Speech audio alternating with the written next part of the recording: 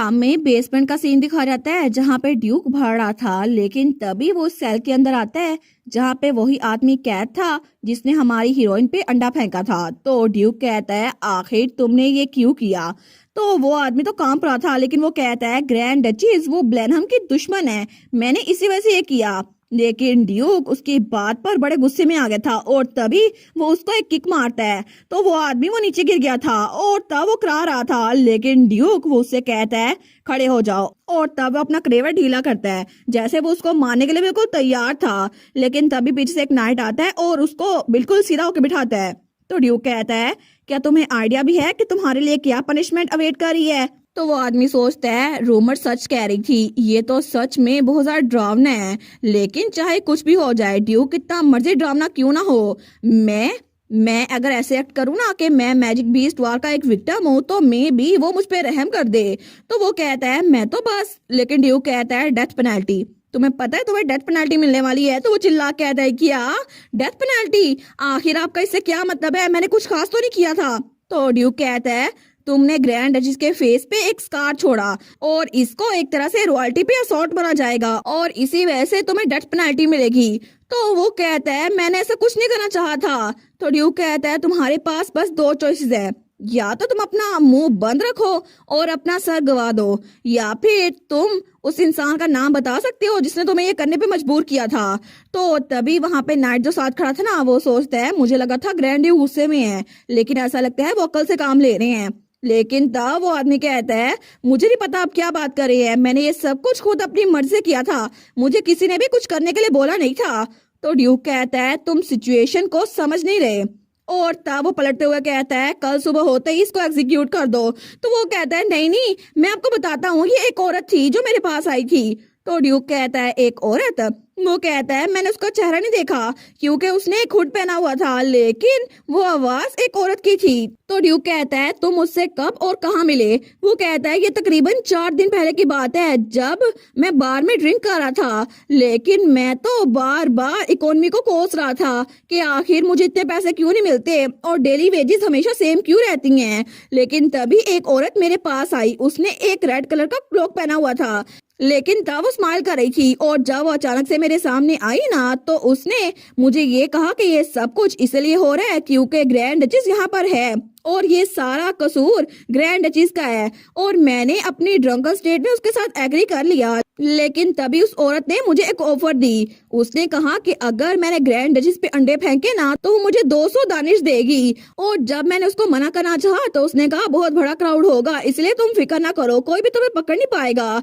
लेकिन तब वो प्रेजेंट में कहता है ये पैसा तो मैं अपनी पूरी जिंदगी में कम ही कमा पाता, इसी वजह से मैंने ये सब कुछ किया। तो ड्यूक कहता है क्या उसने तुम्हें एडवांस में लोकेशन बता दी थी। वो कहता है जी, मुझे 1 घंटे पहले एक मैसेंजर के जरिए एक नोट मिला था, उसमें लिखा था कि ग्रैंड डचेस उस दरवाजे के सामने होंगी तो मुझे तैयार रहना चाहिए। लेकिन मेरे अलावा 4 या 5 लोग और भी थे जो ये करने वाले थे और उसने उन सबको पैसे दिए थे। तो ड्यूक को तो बड़ा गुस्सा आ रहा था, तो वो अपने नाइट से कहता है जो लोग उस रात उस इलाके में थे ना उस बार में सबको इन्वेस्टिगेट करो, जिन्होंने पैसे लिए ना सबको इन्वेस्टिगेट करो। वो कहता है जी और ग्रेस, लेकिन तभी वो आदमी कहता है अब मेरे साथ क्या होगा, मैंने सच बता दिया है।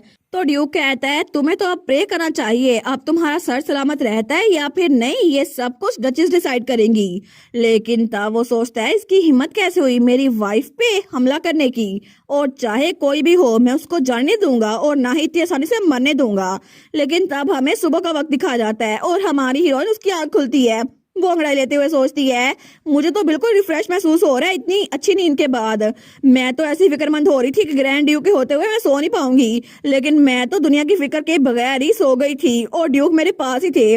लेकिन तब वो स्माइल करते हुए सोचती है अब मैं जल्दी उठी गई हूँ तो मैं जाके ग्रैंड ड्यूक से ना मिलूं और वो तो मुझे ऐसे एनर्जेटिक देखकर बड़े खुश होंगे। लेकिन जैसे वो ग्रैंड ड्यूक के ऑफिस में आई थी ना तो ग्रैंड ड्यूक बेचारा तो पूरी रात सोया नहीं था, इसी वजह से उसकी आंखों के नीचे तो डार्क सर्कल थे। वो कहती है क्या आप बिल्कुल भी सोए नहीं। तो ड्यूक कहता है नहीं मैं बिल्कुल ठीक हूँ, मोर इम्पोर्टेंटली असल में मुझे आपको कुछ बताना है ग्रैंड डचेस। तो हमारी कहती है क्या, और थोड़ी देर बाद उसने सारी सिचुएशन हमारी हीरोइन को बता दी थी। तो वो कहती है जैसा कि मैंने सोचा था, कल्प्रिट खुद से ये कर नहीं रहा था, उसने किसी के हुक्म पे किया था, है ना। तो ड्यूक कहता है आप तो बिल्कुल भी सरप्राइज नहीं लग रही, कि आप इसको एक्सपेक्ट कर रही थी। तो हमारून कहती है मुझे लगा ही था कि कुछ अजीब है, वो एटमॉस्फेयर भी अजीब था और अचानक से किसने मेरे ऊपर अंडा फेंका, ये भी बिल्कुल प्लान लग रहा था। तो ड्यूक कहता है मुझे माफ कीजिएगा, मैं सुबह होने से पहले पहले इस मसले को हल करना चाहता था। तो हमारून कहती है सुबह होने से पहले, लेकिन मुझे ये ना बताइएगा कि आप पूरी रात इसी मसले को हल करते करते सोए ही नहीं। तो हमारा हीरो कुछ नहीं बोलता, लेकिन तभी हमारी हीरोइन अपने सोफे से उठती है और उसके पास आके बैठ जाती है। तो ड्यूक कहता है क्या, लेकिन तभी उसको चेहरे को पकड़ती है और अपनी तरफ करते हुए कहती है योर ग्रेस। तो ड्यूक बेचारा तो ब्लश करने लग गया था। वो कहती है मुझे लगा ही था, आपके हैंडसम फेस को क्या हुआ है, देखे ना आप बिल्कुल भी नहीं सोए। तो ड्यूक कहता है मेरे चेहरे के साथ कुछ गलत हुआ है। वो कहती है पूरा का पूरा मेस बन चुका है, एटलीस्ट ब्रेकफास्ट से पहले थोड़ा सा सो जाए ना। तो ड्यूक उसका हाथ पकड़ते हुए कहता है जी मैं समझ गया। तो हमारे उन कहती है मैंने कहा है कि आपका चेहरा मेस बन चुका है, तो आप इतने खुश क्यों लग रहे हैं। तो हमारा ड्यूक वो स्माइल करते हुए कहता है बस मुझे तो खुशी हो रही है कि आप मेरे बारे में फिक्रमंद हैं। लेकिन हमारे उन सोचती है कभी कभार तो ड्यूक बड़ा अजीब बन जाता है। लेकिन तब वो कहता है बाय द वे, क्या आपने सोचा कि क्रिमिनल के साथ क्या करना है। तो हमारे उन कहती है ऑफ कोर्स उनको सबक तो सिखाना पड़ेगा ना, लेकिन टेरिटरी के लॉ के हिसाब से उनको पनिश कैसे किया जा सकता है। तो ड्यूक कहता है अगर कोई एम्पीरियल फैमिली को जख्मी करे तो उसके लिए मौत की सजा होगी। तो हमारे उन कहती है मौत की, एक छोटे से अंडा फेंकने के लिए मौत की सजा, ये तो बहुत ज्यादा हार्श हो जाएगी। क्या आप सच में मुझे रियल विलनेस बनाना चाहते हैं। तो ड्यूक कहता है मैं तो बस टेरिटरी का लॉ एक्सप्लेन कर रहा था, लेकिन आप जो कुछ भी कहे ना मैं वही करूंगा, बस आप मुझे ये बताएं आपको उसको कैसे सजा देनी है। तो हमारे उन कहती है मुझे नहीं पता कि उसको कैसे सजा दूं, लेकिन मैं उसको कोई इतनी एक्सेसिव सजा नहीं देना चाहती। मैं नहीं चाहती कि इसके बाद मेरी नींद खराब हो और मुझे रात को उसी के ख्वाब आते रहे कि मेरी वजह से किसी की जान गई है। तो ड्यूक कहता है ठीक है मैं समझ गया, तो मैं उसके लिए कोई पनिशमेंट खुद ही डिसाइड कर दूंगा।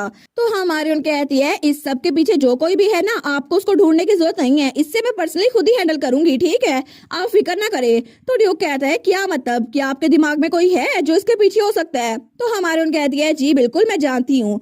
वो कहता है सच में कौन है मुझे बताए ना। तो हमारी उन कहती है नहीं योर ग्रेस, आप बस इंतजार करें और देखें। तो ड्यूक कहता है लेकिन, तो हमारी उन कहती है आपको फिक्र करने की कोई जरूरत नहीं है, मैं उसके लिए पनिशमेंट खुद ही डिसाइड कर लूंगी। और तब रात के वक्त उसके सामने लेटा बैठी हुई थी। तो हमारी हीरोइन अपनी मेट से कहती है क्या तुम्हें कुछ पता चला जो मैंने तुम्हें पता करने के लिए बोला था। वो कहती है जी और ग्रेस, मैंने कल के सारे एंट्री रिकॉर्ड्स देखे हैं और वेस्ट गेट साइड के भी सारे सप्लाई पैसेज भी चेक किए हैं। तो तब उसको लिस्ट देते हुए कहती है आप इसको खुद देख ले। तो हमारी जजेस कहती है अच्छा तो अटैक के दिन कोई ग्रैंड ड्यू को कैसल छोड़कर गया था, है ना। सबसे टॉप पर एक नाम लिखा हुआ है बेनेट, लेकिन ये है कौन। तो लेटा कहती है ये जरूर हेडमेड होगी। वो कहती है क्या, लेकिन हेडमेड का नाम बेनेट तो नहीं है। तो वो कहती है ऐसा लगता है कि हेडमेड जब भी सप्लाई पैसे यूज करती है ना, तो वो कभी कभार दूसरी मेड्स का नाम लिख देती है, और बेनेट तो उस वक्त यहाँ पर काम कर रही थी कल का ही टाइम, लेकिन हेडमेड ने उसका नाम लिखा है ताकि कोई उसको पकड़े ना। तो हमारी उन कहती है अच्छा मैं समझ गई, अब तो टाइमिंग बिल्कुल मैच हो रही है। वो सोचती है एक ऐसी गैदरिंग जहाँ पर लोग इकट्ठे हुए हों और ऐसे किसी पर पब्लिकली एग फेंकना ताकि मुझे ह्यूमिलेट कर सके।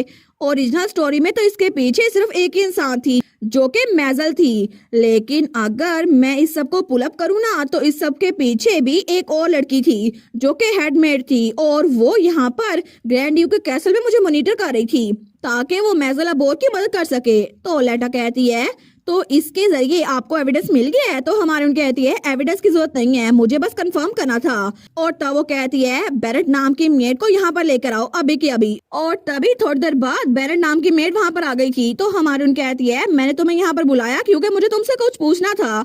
वो कहती है प्लीज पूछे योर ग्रेस। तो हमारे उन कहती है क्या कल तुम इस वक्त कैसल छोड़ के गई थी और तुम्हारा नाम कैसल रिकॉर्ड में स्टार्ट में लिखा हुआ है। वो कहती है क्या ये मैं तो नहीं थी। तो जजेस कहती है अच्छा फिर कौन थी। तो बेनेट कहती है ये जरूर हेडमेड होगी, जब वो बाहर जाती है ना तो कभी कभार दूसरी मेड्स का नाम लिख देती है। तो हमारी हीरोइन कहती है तुम्हारा आंसर सुनकर तो मुझे सुकून मिल गया। वो कहती है क्या, इसका क्या मतलब हुआ। तो हमारी हीरोइन कहती है तुमने सुना है ना कि कल क्या हुआ था, लेकिन ऐसा लगता है कि कल्प्रिट वो कोई ऐसा ही है जो कैसल के अंदर है। तो वो मेड कहती है इसका मतलब है वो हेडमेड हो सकती है। तो हमारी हीरोइन कहती है ऐसा हो सकता है, इसके हाई चांसेस है, और मैं तो फिक्रमंद हो रही थी कि तुम हेडमेड को कवर करोगी, लेकिन अच्छा हुआ कि तुम उसके पीछे नहीं हो। वो कहती है ऑफ कोर्स नहीं, उन्होंने मेरा नाम इस्तेमाल किया था। तो हमारी हीरोइन स्माइल करते हुए कहती है अच्छा अगर यही बात है तो क्या तुम थोड़ी देर मेरे पास बैठोगी, असल में मुझे तुमसे कुछ डिस्कस करना था। और तब हमें अगली सुबह का सीन दिखाया जाता है जब हेडमेड वो वहां से गुजर रही थी तो वो सोचती है कल्प्रिट को पकड़ा जा चुका है, अब मैं क्या करूं। वो तो बड़ी पैनिक हो रही थी। तो वो सोचती है उस दिन तो ग्रैंड डची सुबह सुबह ही निकल गई थी उस हेड एसोसिएशन से मिलने के लिए, लेकिन मैं इसी बात के बारे में इन्फॉर्म करने के लिए कैसल से निकली थी और अगर उन्होंने मुझे सस्पेक्ट किया तो। लेकिन तब वो दरवाजा खोलते हुए सोचती है इस सब के पीछे लेडी मेजल थी जिन्होंने मुझे ऑर्डर दिया था, तो आखिर मैं पैनिक क्यों कर रही हूँ। लेकिन मेरा सर दर्द कर रहा है, मुझे लगता है मुझे ब्रेक रूम में थोड़ा रेस्ट करना चाहिए। लेकिन जैसे वो दरवाजा खोलती है ना, वहां पे 2 मेट्स बैठी बातें कर रही थी। वो सोचती है क्या मेरे ब्रेक रूम में 2 लोग और क्या कर रहे हैं। तो वो लड़कियां तो हंस हंस के बातें कर रही थी, लेकिन तभी हेडमेट चिल्ला कहती है तुम लोग को क्या लगता है तुम लोग क्या कर रही हो, आखिर तुम लोग खड़ी क्यों नहीं हो रही। तो वो मेड्स वो अभी तक वहां बैठी हुई थी। तो हेडमेट चिल्ला कह दिया किसने परमिशन दी कि तुम हेडमेट के ब्रेक रूम में आओ और स्नैक्स खाओ। तो हमारी हीरोइन पीछे से कहती है मैंने दी थी। तो हेडमेट कह दिया क्या। तो वहां पे हमारी हीरोइन एनेट, उसके पीछे उसकी मेड लेटा और साथ ही दूसरी मेड बेनेट भी थी। तो हेडमेट सोचती है ग्रैंड डचीज आखिर ये यहाँ पर क्या कर रही है। तो हमारी हीरोइन कहती है ऐसा लगता है यहाँ पर काफी चेयर्स नहीं है। तो वो मेड कहती है मैं नीचे वाले फ्लोर से ले आती हूँ। तो तब वो सोचती है बेनेट आखिर इसका एटीट्यूड ऐसा क्यों बन गया, ये ऐसे एक्ट क्यों कर रही है जैसे ये हेडमेट है। लेकिन तभी हेडमेट कहती है योर ग्रेस ये मेरा ब्रेक रूम है, यहाँ पर बाकी मेड्स नहीं आ सकती। बाकी मेड्स का ब्रेक रूम वो तो अलग है जो कि नीचे वाले फ्लोर पर है। तो हमारी उन कहती है मुझे पता है, लेकिन आज से ये जगह सबका ब्रेक रूम होगी, यहाँ पर कोई भी मेड आ सकती है। तो हेडमेट सोचती है क्या आखिर ये क्या कह रही है, इसको पता भी है कि ये मुझसे पंगे ले रही है। लेकिन हमारी हीरोइन तो स्माइल कर रही थी। वो सोचती है अगर ये दूसरों का नाम इस्तेमाल कर सकती है तो बाकी मेड्स इसकी जगह इसका ब्रेक रूम क्यों नहीं इस्तेमाल कर सकती, ये आखिर अपने आप को समझती क्या है। लेकिन अब इसकी अकड़ तो मैं तोड़ के रहूंगी। और इसी के साथ ये वाला पार्ट यहीं पर ख़त्म। तो आप लोग बताइएगा आप लोग को ये पार्ट कैसा लगा, और वीडियो को लाइक और चैनल को सब्सक्राइब लाजमी कीजिएगा। बाकी वीडियोस का लिंक भी स्क्रीन पर नज़र आ रहा होगा, तो काइंडली उनको भी चेकआउट कर ले। और thank you so much for watching my videos. Stay safe, bye bye.